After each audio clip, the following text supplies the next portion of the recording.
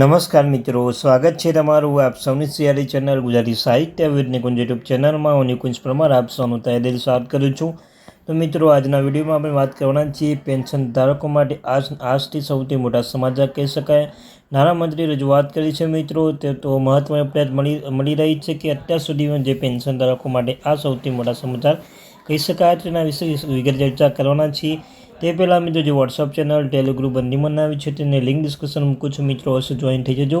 તમને આ ચેનલ પર સરકારી કર્મચારી, નિવૃત્ત કર્મચારી, પેન્શન ધારકો બાબતે, પગાર બાબતે, ડીએ બાબતે, અન્ય કોઈ પણ ભથ્થા બાબતે તમને જાણ કરવામાં આવશે. ચેનલ સબસ્ક્રાઈબ કરી બેલ આઇકન બટન દબાવવાનું ભૂલશો નહીં. તો ચાલો વિદ્યાર્થી મિત્રો, વધારે સમય ન બગાડતા આજના વિડીયોની શરૂઆત કરું છું. તો મિત્રો, 23 જુલાઈના રોજ કેન્દ્રીય બજેટ કર્મચારીના માટે નોંધપાત્ર ફેરફાર લાવવા તૈયાર છે. લાંબા સમય સુધી જૂની પેન્શન યોજના ઓપીએસ વિરુદ્ધ નવી પેન્શન યોજના એનપીએસ વિવાદને એકવાર બધા માટે ઉકેલશે.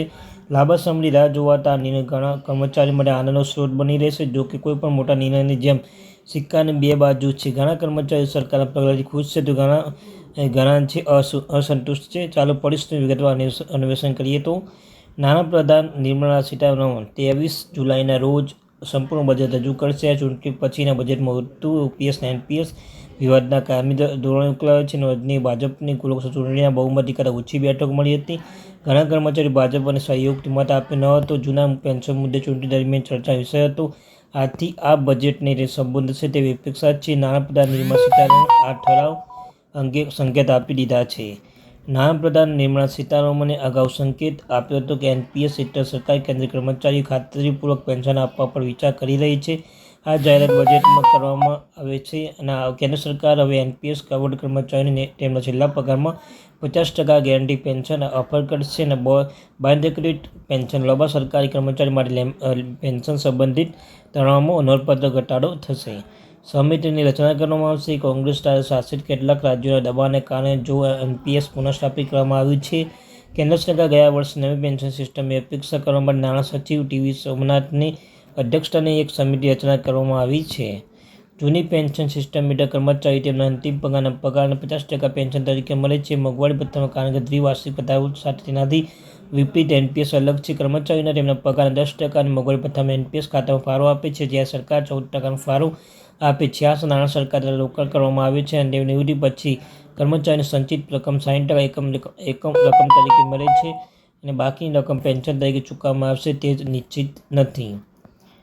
સોમનાથ સમિતિએ લગભગ 1.5 વર્ષ સુધી આ મુદ્દા અભ્યાસ કર્યો છે. જો આંધ્રપ્રદેશ સરકાર દ્વારા કરવામાં આવેલા સુધારાઓ સમીક્ષા પણ સામેલ છે. આના આધારે તેઓએ તેમનો અહેવાલ સરકાર સુપરત કર્યો, જેમના અંતિમ મૂળભૂત પગાર 50% ગેરંટી પેન્શનની ભલામણ કરવામાં આવી.